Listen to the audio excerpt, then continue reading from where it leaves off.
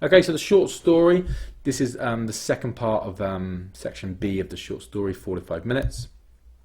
Okay, any of my students, we've got a good example in our revision packs. Okay, so remember the short story is 45 minutes and you need to write about 2.5 to 3 pages. Obviously, if you've got bigger handwriting, write a bit more. If you've got smaller handwriting, you can get away with a little bit less. Okay, so you'll get a piece of paper like that. You have 4 titles on. Okay, tells you what it's out of 40, so 24 is for how interesting your story is, how engaging, how original. 60 marks for spag. Okay, you've got a word count, but just go for 2.5 pages minimum to 3 pages. You'll get, okay, so this is one thing. It does say on the question paper, the space below can be used to plan your work. I want you to ignore that and put your plan at the top of your page, okay, of your question, of your answer page, not on the question page, but I'll talk about it later. And then you get 4 titles, okay. So the most important thing about the titles are, what I want my students to do is have a couple of ideas of what you want to do a couple of drafts of different stories and have them in your head going into the exam. So I know you get titles like Making a Difference or The Choice, but basically you can write a story on what you want to do and just pick the title that's nearest to it. So say for example you were writing a story about skydiving and the title, and one of the titles was A Memorable Weekend. All you would do then do is say that the skydiving happened on a Saturday, so it would be a memorable weekend. So don't panic and write a brand new one. I guarantee the people who have drafts in their heads do a lot better than people who make stories up on the spot. Okay, so I put this in speech marks because this is the quote from the examining board. They say realistic stories will get you a higher grade. So please try and do a story based on something that's happened in your life or your friend's life. Obviously nothing inappropriate or nothing sad, but just a light-hearted little story that has happened to you. The reason being that your writing will look will sound a lot more convincing. Okay, problems in the June exam. So this is maybe students who are getting grade 3s before. That the stories are too short. I know it's a short story, but anything less than 2 pages is not going to get you any sort of mark. No planning, so it was all over the place, and struggles with spelling, punctuation, and grammar. The main problem was tenses. So people were floating between past, present, and future tense. My feedback from looking at student work, I've got a few things that I think are common mistakes that would be good for you to make sure you don't do in the exam. First of all, too many commas and not enough full stops. So if you're writing with a pen and you have lines that last for 3 lines of A4 or 4 lines of A4 with no full stop, that's pretty much going to be wrong most of the time. Don't just shove in a comma. Remember, a comma is for a list maybe or after a sentence starter. Don't just put in a comma because you feel like something should go there. Most of the time, put in a full stop, start a new sentence. Number 2, proofread work is all in the past. I've told my students to do it all their story set in the past. So proofread work, is it all in the past? If you're someone else and you're doing your story in the present tense, proofread your work, is it all in the present tense? Apostrophes, make sure you check your apostrophes. 4, spellings, if you're not 100% sure with the word, then don't use the word. Okay, it's much better to use a less ambitious word and spell it right than to consistently spell ambitious words wrong. 5, make sure you start the sentence properly. So I know this is a bit of a strange one, but I was reading a lot of marking and they weren't really starting with sort of like starter words, so they were just going into, say for example, they would just say fuming as my face went red. So you've got to make sure you use a word for sentence structure like the or a or it. So instead of fuming as my face went red, you could say it left me fuming as my face went red. Number 6, no exclamation marks. These make your short stories look immature.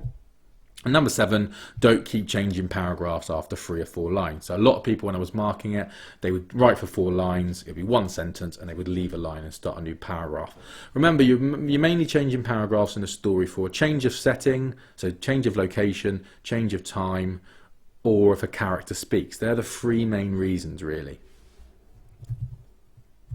Okay, so again, these are my essential tips. So if you write a short story, if you're drafting a short story, these are my tips. Do a plan, which we're going to talk about. 1 location, sell it over a few minutes, write in the past tense, make it personal and realistic, have a clear beginning, middle and end, interesting opening and closing line, show not tell, and maximum 2 characters. So let's dive into this a bit more. So show don't tell, so this basically means not telling me something is happening, like the man is happy, the man was happy, the man was angry. Show me physically. Okay, in a book it will not say the man was sad. Show me physically. So for example, the man yawned as he looked at his watch. Instead of the man was tired. Instead of the man was happy, put the man smiled. Instead of saying the man was angry, the blood rushed to the man's face as he shouted loudly. So yeah, show me physically. Okay, so this is a picture from a GIF from the film Us. So grade 1 free to sentence would be the woman was really scared. We can do much better than that. How are you going to show me the woman was scared? Well, drips of moisture formed along her hairline as a surge of adrenaline rushed through her veins. Her clammy hands clenched tightly. So you're showing me she's scared. You're not telling me. It's far more descriptive and successful. Okay, so mention we want you to do a plan. So a plan, this goes on your answer sheet. We want the examiner to see it. So what I mean by the plan is you're just going to do a beginning, middle and end, 3 bullet points. And every story is pretty much the same. You introduce a character, you introduce a problem, and then you solve that problem. So say for example it was James Bond. Number 1 would be introduce James Bond. Number 2, someone takes over the world. Number 3, James Bond defeats the person who takes over the world. So your beginning and end of your story would be introduce a character, bring up a problem, and then solve a problem. So I'll show you an example. One of my past students did, the title was The Party, and her good plan was beginning, girl getting ready for a fancy dress party. Middle, arrives and it's not fancy dress. End, she enjoys being the centre of attention and loves the party. So it's a little simple story. It's not hugely dramatic. It's not like an epic, but a cliched ending might have been the girl ran off in floods of tears. So she's tried to change it to make it a little bit more interesting. Okay, so planning is crucial. If I didn't have these 3 bullet points, I wouldn't know where my piece of writing is going. If I don't know where it's going, 99% of the time your story will be muddled and not make much sense. Okay, so opening sentence, a paragraph, we really want these to stick out to the examiner. You do get marks for making your writing interesting. So 98% of books are sold on the strength of the first paragraph, okay? So you've got to create a memorable opening line. My tips would, I've got a couple of tips for this. I would either use a rhetorical question to get the reader involved. What the hell was I thinking? Or I would just come up with a memorable statement. So, for example, this was the worst day of my life. I'd also try to make my first sentence quite short to make it stick out to the reader as well. So again, opening sentence. One trick that in circular writing that might press the examiner is if you draft your story, try to use the same line for your opening and closing. It sort of goes in a circle and yeah, so it makes the story sort of quite interesting and quite have a clever way of finishing. So it starts and then ends the way it starts. So for example, one of my past students, but how could I have been so stupid? And she ended it with, how could I have been so stupid? So this was a story that one of my students did on an internet dating, and the title was The Surprise. Her paragraph was, what the hell was I thinking? Just the thought of doing the awkward hello made me want to cringe. I typed in my passcode and looked at his profile for the millionth time. He looked normal, I guess. The aroma of fatty fast food wafted over me as the speaker system screamed his train's arrival. My pulse raced and my legs felt heavy. Slipping from my fingers, the balloon floated skyward rapidly towards the enormous clock. I knew what to blame for this. Tinder. Okay, so show, don't tell. So she's not telling me what's going on. The very last word of the profile is Tinder. That is a tell sentence. Before that, she makes the reader work, and she makes the reader try and work out what is going on. So for example, awkward hello, looked at his profile, I typed in my passcode, slipping from my fingers the balloon. So all of those are giving us hints that maybe she's on a date. So if you didn't quite get the bit about the balloon, I think the idea is that they're meeting at a train station, which is very busy. So I think the idea is that both people are holding a balloon so they can see it. Okay, again, she also tries to make us work out a little bit where she is. Okay, so it does say at the end, train's arrival. Before that, she put speaker system screened, aroma of fatty fast food. So she's trying to make us maybe figure out where she is. And also show, not tell, she's done about how she's feeling. So she's not put I'm nervous. She's put my pulse raced and my legs felt heavy. Yeah, so she's making us work out how she's feeling. She's not telling us she's nervous. She's showing us that she's nervous. Okay, sensory language.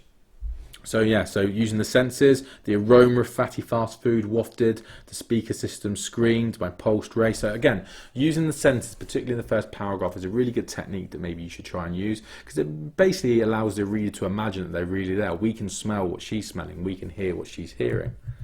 Okay, and a few little techniques that stylistic features that the person uses as well. We've got a rhetorical question to start. We've got hyperbole or exaggeration here. We've got alliteration here, and we've got personification and alliteration here. So any stuff like that, it's definitely going to impress the examiner. So remember with dialogue as well, we do want the character speaking, okay, but not too much. So if it was me, I'd maybe use a bit of dialogue, so direct speech, once or twice. What we don't want it to be is look like a play script like that. You will get marked down, okay? So maybe just once or twice have your characters speak to each other. So remember story endings as well. There's a few ways to do it. A closed ending where all the threads are neatly tied, okay? So that's what most endings do. So your story comes to a close. We could have an open ending, yeah, where we're not too sure what's going to happen, or we could have a twist ending when a story takes an unexpected turn. So obviously you're free to do whatever you want to do. I would probably do a closed ending. If you do a twist ending, just make sure it's really clear what's happening. We don't want the examiner to really enjoy your story and then be totally confused by the ending. Again, make sure you know where your ending is before you start writing. That's the idea of doing a plan. So remember, final tips, do a plan before you start. One location, sell it over a few minutes, past tense, 2.5 to 3 pages, make it personal and realistic, a small little story that's happened. You need a clear beginning, middle and end, which is your plan. Come up with an interesting opening and closing line, show not tell, and a maximum 2 characters. I guarantee if you do the whole workout, do your 2.5 pages, okay, with this stuff involved in it, you're going to get a really good mark.